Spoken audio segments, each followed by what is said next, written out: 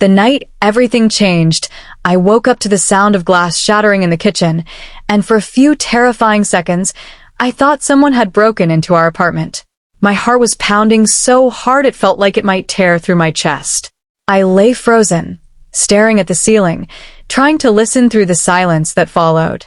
Then I heard it, a quiet, uneven breath. Not a stranger. Someone I knew. Someone I trusted. If you believe in kindness, second chances, and the quiet ways people save each other without even realizing it, take a moment to like this video, share it with someone who needs it, and subscribe to the channel. Your support means more than you know. I slowly got out of bed, every step cautious, my bare feet cold against the wooden floor. The apartment was dim, lit only by the flickering light from the hallway.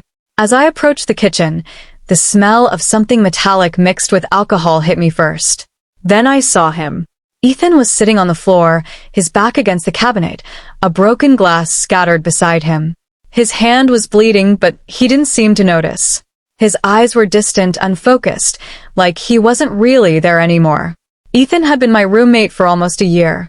We weren't exactly close, but we shared rent, occasional meals, and quiet conversations that sometimes stretched late into the night. He was the kind of person who always seemed fine, calm, collected, even a little distant.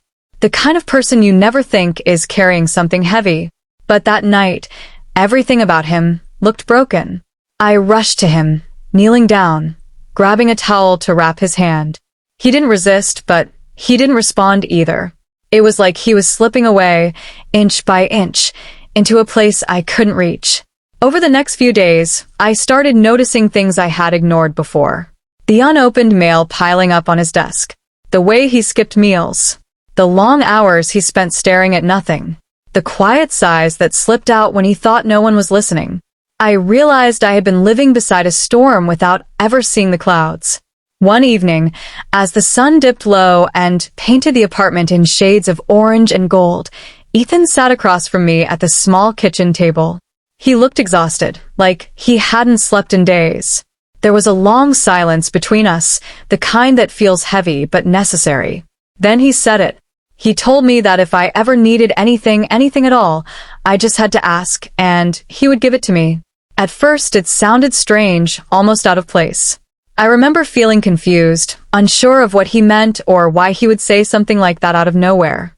But there was something in his voice, something fragile, something desperate, that made me realize this wasn't just a casual statement. It was a confession. Ethan had lost his younger brother 2 years ago. He had never told me before. Not in all the time we had lived together. Not during the late-night talks or the shared silence. But now, it came pouring out of him like a dam had finally broken. His brother, Jacob, had been everything to him. They had grown up together, shared dreams, fought over small things, laughed over nothing. And then one day, Jacob was gone. Un soudain accident. No warning.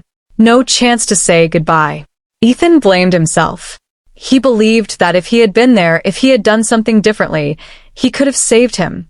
That guilt had been eating him alive ever since. And the words he said to me that evening, they weren't just about generosity. They were about regret. About a promise he couldn't keep for someone he had lost. He was trying to make up for something that could never be undone.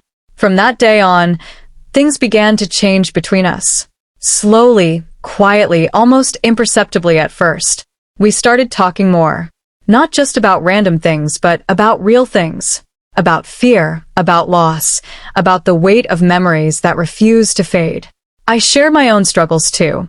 The pressure I had been under, the feeling of being stuck, the constant fear that I wasn't enough. For the first time in a long while, I didn't feel alone in my own thoughts. There was one night in particular that I will never forget.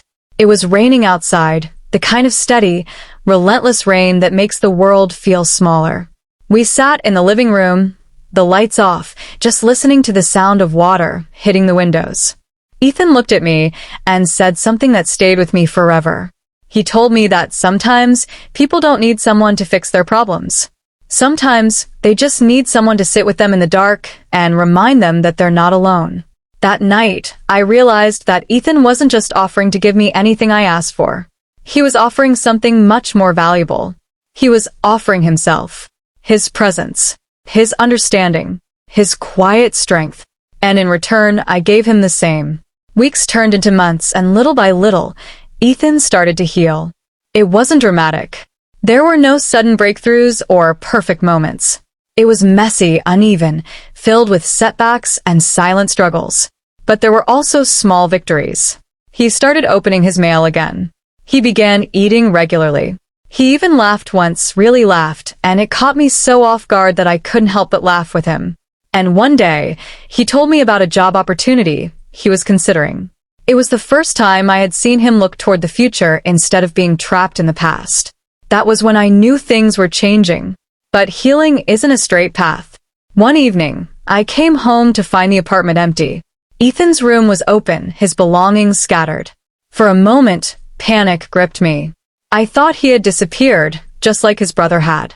I searched everywhere, my mind racing with worst-case scenarios. And then I found him. He was sitting on the rooftop of our building, staring out at the city lights. There was something different about him that night. Not broken, not lost, just quiet. He told me that he had been thinking about his brother again. That some days, the pain felt just as fresh as it did 2 years ago. That no matter how much time passed, there was always a part of him that would carry that loss. But then he said something that changed everything.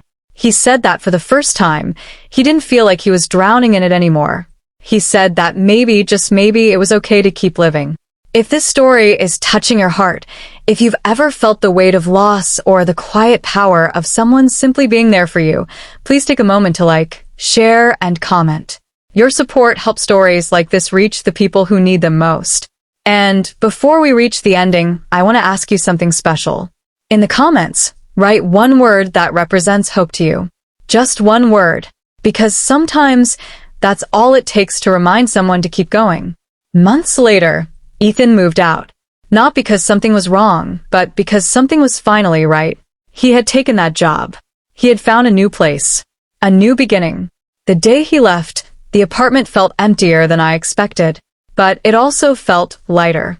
Like something heavy had finally been lifted. Before he walked out the door, he turned to me and said something I will never forget.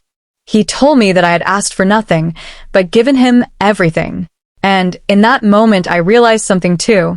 Sometimes, the greatest gift you can give someone isn't something you say or do. It's simply choosing to stay when they need you the most. Ethan's words, "If you ask, I'll give you anything," were never really about giving.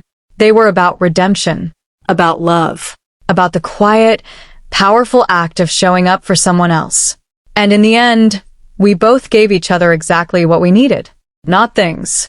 Not solutions. Just presence. Just understanding. Just a reason to keep going. And sometimes, that's more than enough.